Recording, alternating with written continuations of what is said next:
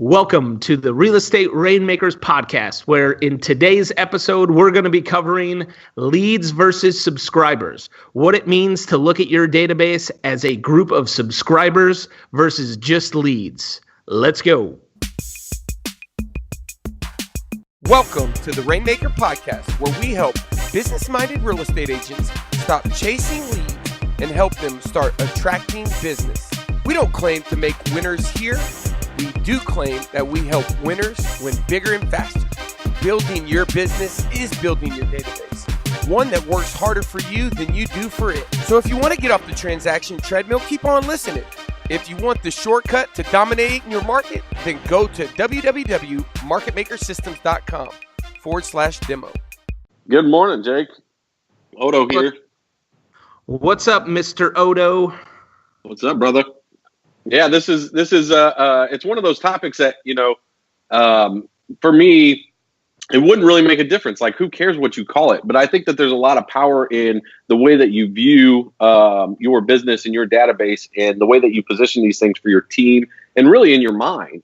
And so when we decided this was going to be the topic, I'm like, well, it's not the sexiest topic, but it's sure an important one. And for me, I just yesterday, in fact, I was talking with Jessica in the office and I said, hey, how can we get 20,000 people to our Facebook group?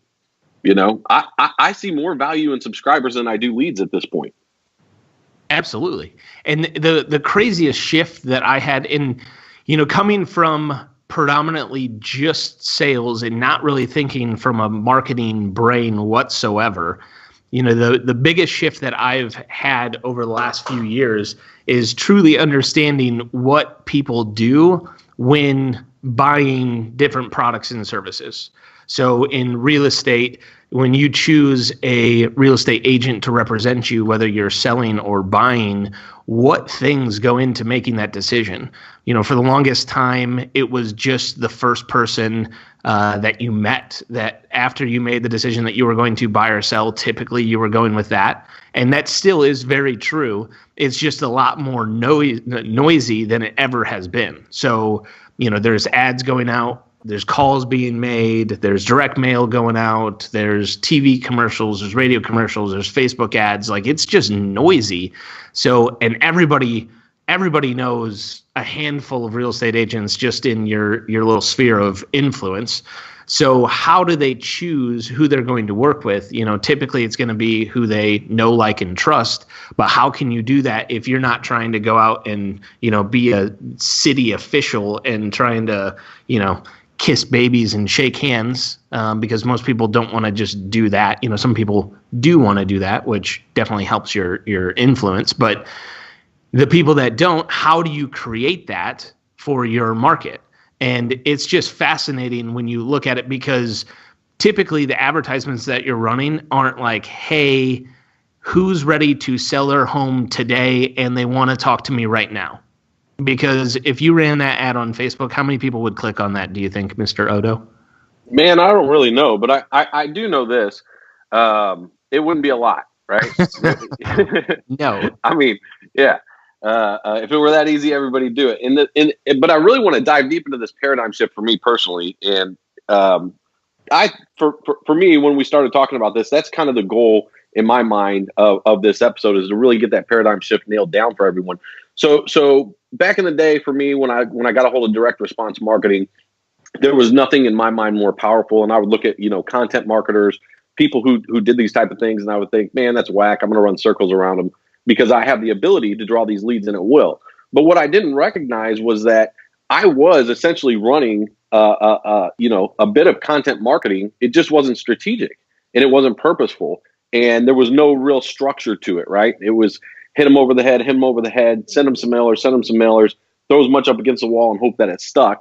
And you know what I mean? That's just the game plan. And then every month you're on that same treadmill. And, if you happen to accidentally send, not even accidentally, just happenstance wise, maybe you got a hot property, send something out to your entire database. That's when you'll feel the power of, oh man, you mean I could have been doing this the whole time, right? Like, I could have been staying on top of these people for a duration of time. There were people that would come back to me years later and say, hey, I got this email from you. I never connected the dots, like, why don't I have a game plan around this? Because these people, in my mind, were old expired leads and not expired, listings, but just in my mind had no value. But there was a tremendous amount of value because we had a connection. They already knew who I was. Either they read the email or they got a phone call or what have you.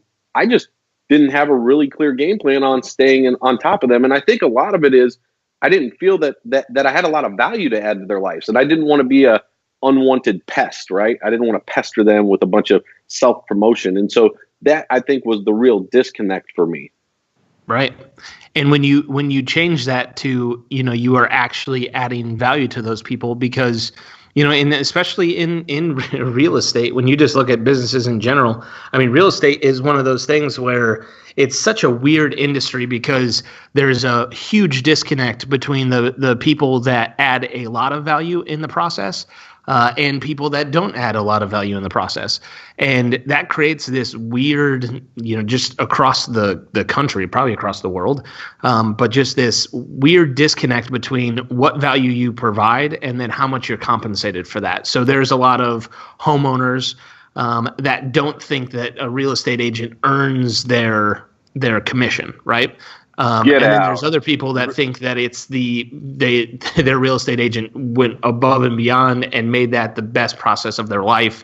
And, while selling the biggest asset they'll ever own, they should have made double. You know what I mean? And it's so strange, but it's a lot of times because they don't understand exactly what the process is unless they've tried to sell one themselves and were very unsuccessful because they had things fall through during however many parts of the process. And they didn't realize the actual value until you're in the middle of it and you're like, oh, this is why you hire a real estate agent. But it's interesting to me because there's all kinds of questions that homeowners and home buyers have that they won't ask because they either feel like they shouldn't be asking because it should be a common answer. It should be something that they know already, so they might not feel the most comfortable asking. But a lot of times you've got people that'll say that, this might be a dumb question, and then you realize that the last 10 people that you've worked with, every single person asked that exact same question, which just means that you have knowledge that most other people don't. And if you shared it, people would look at you like you know what you're talking about. Absolutely. No one wants to look stupid. And that's the thing. And it's amazing how powerful that emotion to avoid is, right? So even the smallest question, and for me, I was very young looking, right? And so the whole politician and kissing baby things didn't jive with being hungover, but I tried my best. but the point is, I would be sitting with a grown man, and I could see nervousness on his face, thinking about a question he wants to ask or thinking about something that he doesn't know and not really wanting to ask it. And so what specifically we're talking about, what's that Tony Robbins quote, change your questions or change your life, something to that effect? I figured you might know it. I don't know it exactly, but it is along the lines of change your questions, change your life. Yeah. So that's the essence. And so the question to ask is, how can I add value to my database of subscribers on a continual basis? And that's a question that I never asked myself. And, the answers are pretty simple. And if there's specific scenarios that you see, right, that we've talked about in the past that you can make a video on and talk people through to where they don't have to ask a question. They don't have to risk maybe looking unintelligent or foolish. Another big one that I truly missed was my market. There was a lot of pride for the area, right? And so people just wanted to have a connection with the area. Just even showing them things about the area while they weren't in the area because it was a vacation market is pretty powerful in itself. Absolutely. I know. Yeah. Down in Texas, you guys are super proud of your areas. Yeah. I made the mistake coming in from Chicago. I made the mistake, Chicago, we got sports teams and stuff, but if somebody made fun of the state of Illinois, I'd be like, oh yeah, me too. But I made the mistake of doing that with my wife, and I made fun of Texas quite a bit when we were first dating. And I made her like legit cry real tears one time. And I was like, oh, we take things way more serious about our state down here, which is why I guess you're the only state in the union that can fly your flag the same height as the American flag. They ain't messing around. Don't mess with Texas. Do not mess with Texas. That is a very true statement, not just a bumper sticker. So, like it is just how can you connect with people and have them create that community, really. And it's again, if we're going to make the paradigm shift that you have to make in order to not only, because it's the craziest part is in the short term, it's really not going to make that big of a difference. It'll make a difference in your anxiety level about where your business is going to be coming from in the future. Right now, it will change your overall attitude of, how well you're doing if you make the shift right now. But the biggest returns come down the road. And it's really hard to look that way when, you're worried about, the commission checks that you need to make before Christmas right now. And you're thinking about, okay, the busy season is kind of coming to a close here a little bit. Where my deal is going to be coming from over the next 3 months. I got these things to be able to do. You're worried about a lot of different things. But when you understand the conversion cycle and you understand that the leads that you generated that are now, you're making a statement today that if I still refer to people that come into my system as being leads, I'm today going to change that to they are now subscribers of mine. Because if you think about them, if it's a home value lead, for example, if someone came in and they went to your website and filled out information because they clicked on an ad on Facebook that said, Prosper Texas homes are on the rise. They've increased 4.8% in the last 12 months. Thinking about selling, check out the value of your home now. And then they click on that ad, they go to a website, doesn't say anything about you, doesn't say anything about real estate. It just says, hey, thinking about selling. So they're thinking about selling.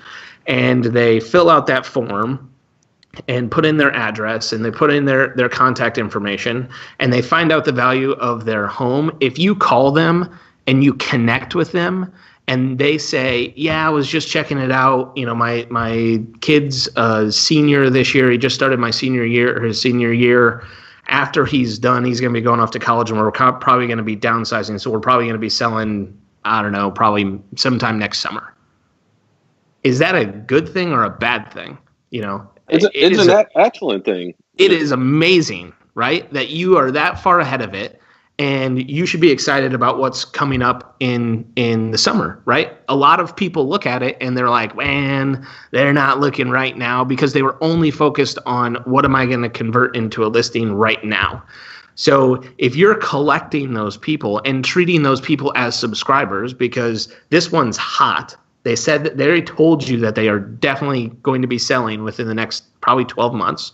So if that's the case, you've got to stay in front of them. And how are you going to do that? But it's not just, hey, I had this lead come in, because, my definition of a lead is like someone that's raising their hand saying, hey, I'm interested in this, soon, not necessarily long term. So if I look at that and just change it to, okay, I have subscribers, and some of those people are going to be ready now. Probably a very small percentage of those people, 3% of those people maybe, are going to be ready right now. The rest of them, if let's say 75% of those people actually own homes in that area, then we're doing really good, because now we're stacking a list of subscribers that are actual homeowners in our area. And if we can stay in front of them with good content and treat them like a subscriber and act like, if you have to think of it like you're a magazine and they are subscribing to your magazine, or if you are a newspaper and they are subscribing to your newspaper, like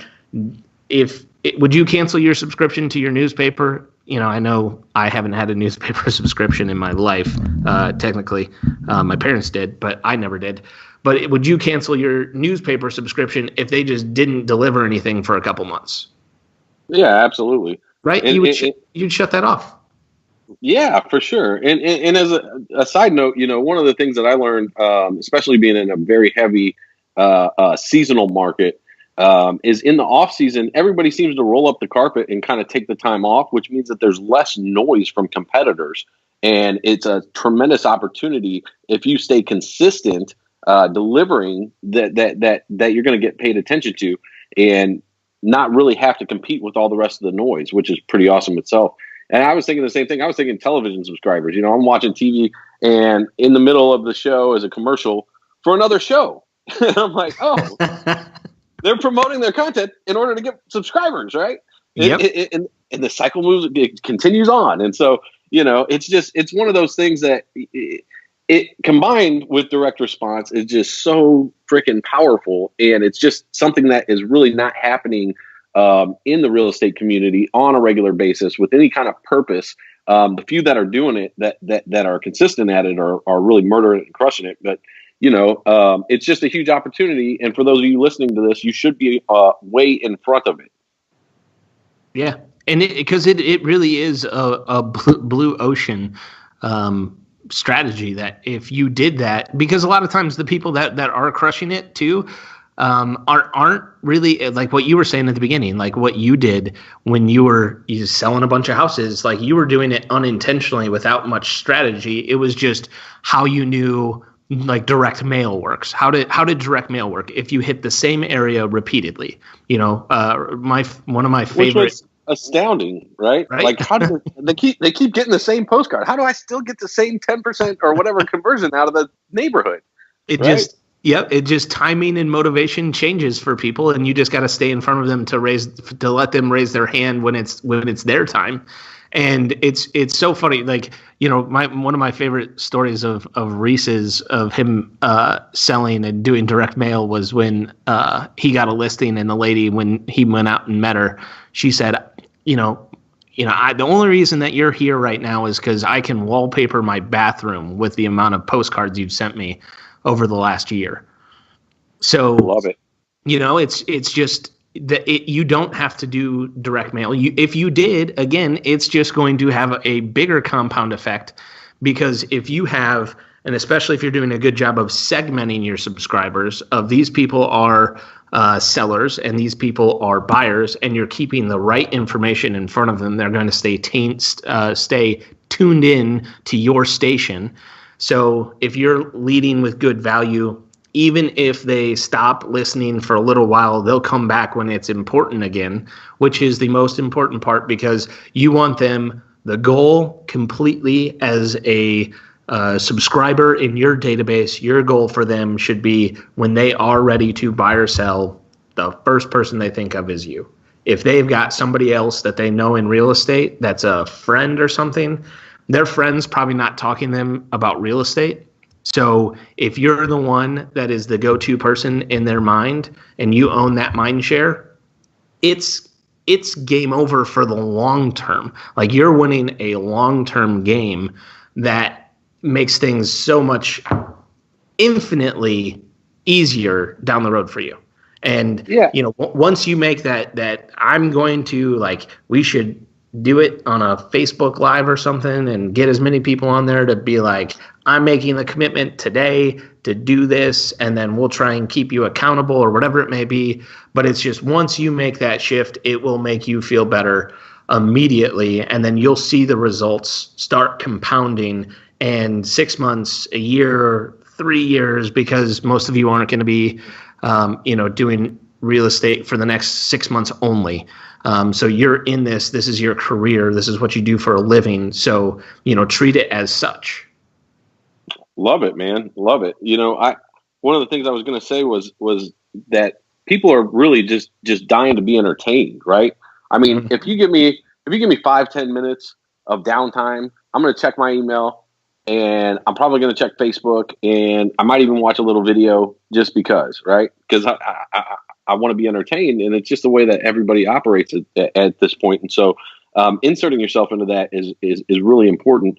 And, you know, if you look at it versus really the way that, for me, I used to run things, right? I would give the agents or the leads, because I didn't call them subscribers, to ISAs or to agents, and just hope, right, for the best. And one of the things you said brought up a huge pain point for me, when we would go to the recorder's office and get a list of D transfers and cross-reference that with our database, we would see all the balls dropped, all the opportunities missed. And it would just like crush my spirit because I paid money for that, right? Like I paid money to have that guy in there first. And I gave it to that agent who didn't do jack with it. He just sat on it, right? He called him once or twice. And so this is a way for those of you with a big database and a team that can really resonate with that type of pain to get in front of it and do something about it in a way that's methodical, systemized, and really doesn't take much of your time. And once you get your sea legs, it's actually a lot of fun.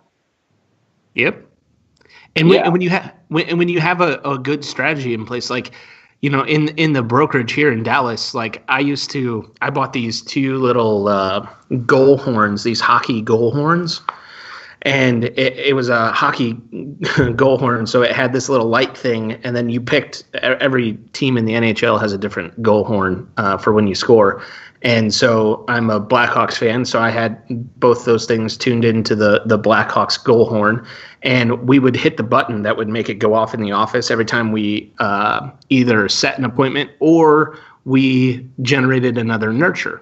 So – if we had a nurture, which was somebody that was going to sell in the next 12 months, we treated that the same. Like we celebrated it the same in the office as someone that was setting an appointment for right now. So the reason why we were doing that was just trying to change everybody's in the office of saying that this is just as good as long as we continue to let the system work and stay in front of those people. So, by the end of the year, I think, the first year, I think we had 2,000 nurtures or something crazy that we had generated. And, we learned so much during that time of all the things that, we were staying in front of them, but not nearly as much as what we do now and what we know now, because we did the same thing where we had that painful experience after the first year.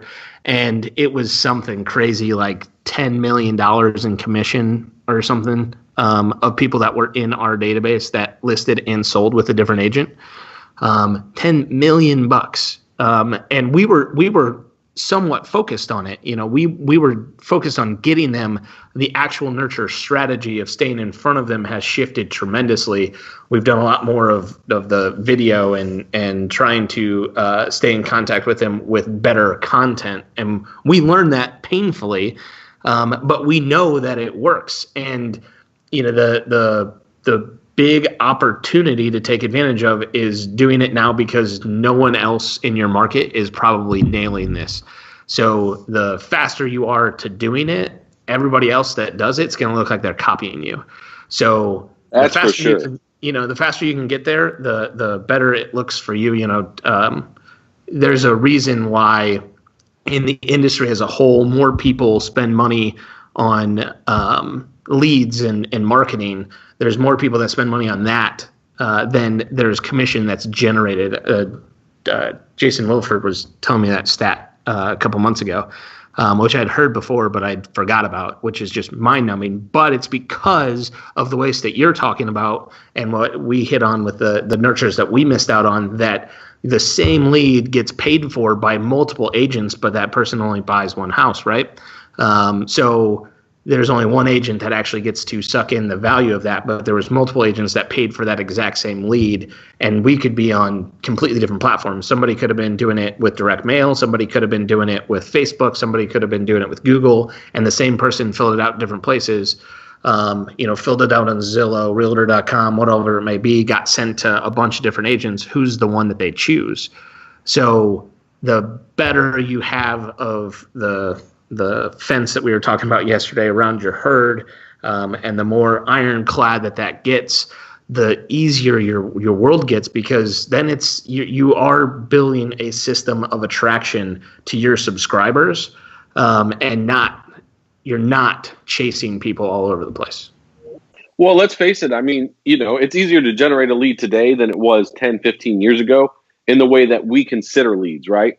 Even 15 years ago, it was still a lot of print ad and, sign calls. And if you were to actually look at the cost per lead and divide the amount of advertising dollars you did, it was a much higher amount. And so with technology, that's been streamlined. So any rookie can get in and start generating themselves some leads, right? The difference is in the way that you treat those.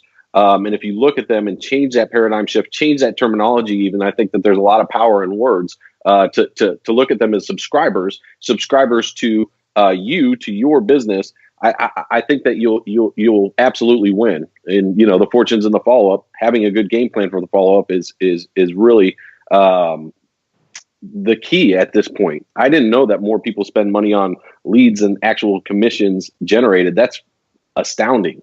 Mm-hmm. Crazy. I mean, yeah, that's just mind boggling, dude. I can't even imagine that. I knew that there was some of that on, some of the larger portals going on when you look at, their financials, but wow. Yeah, that just reinforces what we're talking about even more so than ever.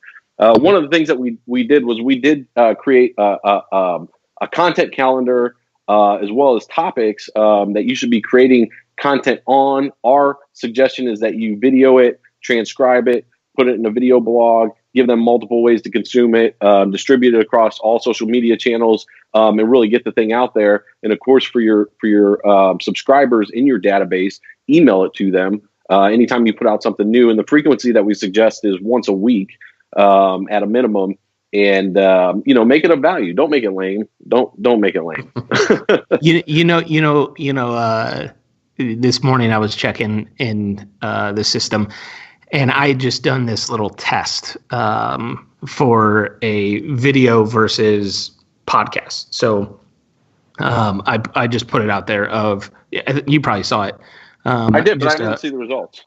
Yeah, so I looked in the system today, and there was a new lead that started searching for buyers, that started a buyer search on the site from that blog post. So I did a video blog that was less than a minute long. That was just like, hey, I put this out there a few weeks ago. What do you prefer, listening to podcasts or watching video?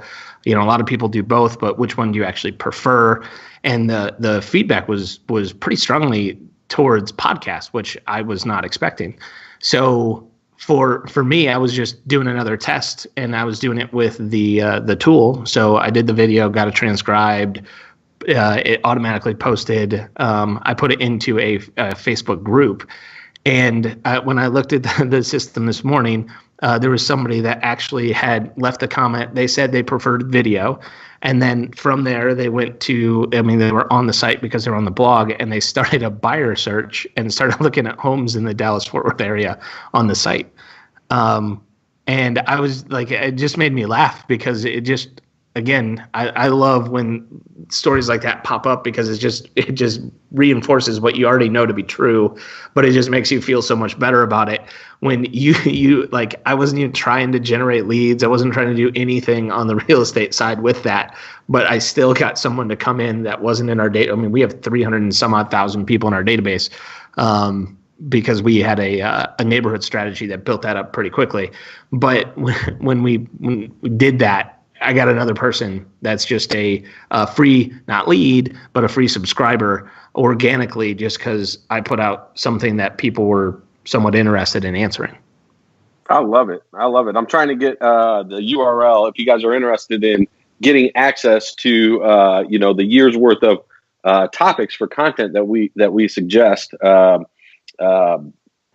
if you go to marketmakersystems.com/411, you can download it there. Love it. I was pinging Jessica frantically. How do I get that? Because it's really valuable, and it's just a foundational place to start. And I think it'll get a lot of people, off that hump of being high centered and not really knowing where to go and what to do.